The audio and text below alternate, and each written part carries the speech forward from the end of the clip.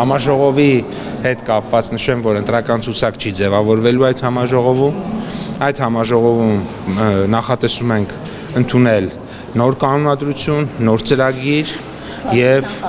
իհարկե նոր վարչության ընտրություններ լինելու։ Վարչության առաջադրումների եւ ինքնաառաջադրումների փուլը սկսված չէ, դա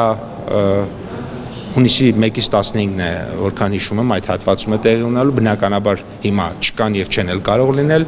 առաջադրումներ եւ ինքնաառաջադրումներ, իսկ քաղաքացիական պայմանագիր կուսակցության վարչության կազմը կփոխվի կամ ինչ չափով կփոխվի,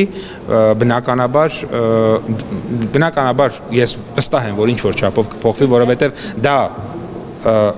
մաքուր ժողովրդավարական ձևով է տեղ ունենում, ինչպես նախորդիվ։ Ես ուզում եմ նշել, որ նախորդ անգամ կեղծիքներ տեղի չեն ունեցել, տեղի է ունեցել վերահաշվարկ, որի արդյունքում այո, փոփոխություններ տեղի են ունեցել։ Սա նշանակում է, որ այնուամենայնիվ ընտրողների կամքը 100%-ով արտահայտվել է, այսինքն այդպես կլիներ, եթե վերահաշվարկ տեղի չունենար եւ վերահաշվարկի, այդպես ասենք, դե ոչինչ բան չի եղել, եթե վերահաշվարկ եղել է, վերահաշվարկի արդյունքում, այդ թվում վարչության ընտրված եւ չընտրված կազմում փոփոխություններ տեղի ունեցել եւ ձայների փոփոխություններ տեղի ունեցել, դա նորմալ է եւ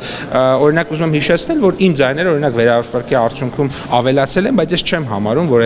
իմ ձայները գողացվել են, կներեք։ Ես այդպես չեմ համարում, որովհետև գիտեք 600 ձայնի մեջ օրինակ եթե 10 ձայն ավելանում է կամ 10 ձայն պակասում է, դա իհարկե շատ վատ է, չէ։ Դա իհարկե շատ վատ է, որովհետև դա նշանակում է, որ հանձնաժողովում որոշակի, այսպես ասած, հոգնածության կամ շտապողականության հետևանքով ինչ որ ձայներ լավ չեն հաշվարկել, բայց դրա հետևությունը մենք արել ենք։ Դրա հետևությունը կներեք, մենք արել ենք եւ հիմա ավելի շատ հանձնաժողովներ ենք ունենալու, ավելի շատ ժամանակ ենք տրամադրելու, ժամկետային սահմանափակում չեն ունենալու, այսինքն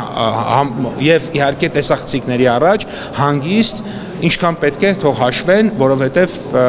շատ կարևոր է որ մեկ ձայնը, որովհետեւ մենք տեսանք, որ մեր ընտրություններում կարծեմ 2 ձայնը որոշիչ նշան։ Մենք ունենք վարչության անդամ, որ 2 ձայն, այսինքն տեխնացու ունենք, որ մի 2-3 ձայն, եթե ավել հավաքեր, կընտրվեր, բայց չի ընտրվել։ Պարոն, երկու հարց, մեկը վերաբերում է նորից այդ ԿՊ վարչությանը, նկատելի է, որ վերջին նիստերին Տիգրան Ավինյանը Երևանի քաղաքապետ չի մասնակցում, ինչ խնդիր կա, ինչով է պայմանավորված եւ ընդհանուր թիմեր կա արդյոք նրան եւ թիմի միջև խնդիր մեկուսացված է արդյոք եւ երկրորդ հարցը վերաբերում է, տեսեք, իշխանությունը անդադար խոսում է, որ ատելության խոսք չպետք է գեներացվի եւ այլն, բայց մենք այս օրերին տեսնում ենք, թե ինչպես է Հայաստանի վարչապետի տիկինը տարբեր բնորոշումներով խոսում Հայաստանի Հանրապետության քաղաքացիների մասին, չմեջբերեմ, ենթադրում եմ դուք տեսած։ Տեսեք, ես պատասխանեմ։ Առաջին հարցում բացարձակ որևէ խնդիր չկա եւ կարծում եմ վարչության նիստերին չմասնակցությունը պարոն Ավինյանը ավելի ճիշտ կմեկնաբանի, բայց իմ տպավորությամբ եւ ես ունեմ վստահություն, որ դա բացարձակապես իր աշխատանքային պետական համայնքային աշխատանքային ծանրաբեռնվածությամբ է բացատրվում, որևէ կուսակցական խնդիր չկա։ Սա մեկ, երկրորդը ես երկրորդ դեպքը շատ չեմ մեկնաբանի, բայց ես կասեմ, որ հասուն տղամարդիկ, որոնք տարիներ շարունակ կնոջը վիրավորել են, թիրախավորել են, հայ կնոջը վիրավորել են, թիրախավորել են, ես շատ զարմացած եմ, որ այդ իրեն տղամարդ համարող մարդը կարա վիրավորվի մի իրավիճակից, երբ որ իրեն պարզապես պատասխանել են իր բառերի կեսի չափով։ Ես փոխանակ ամոթ ամաչեն, իրենց տղամարդ համարող այդ մարդիկ, երբ որ կնոջը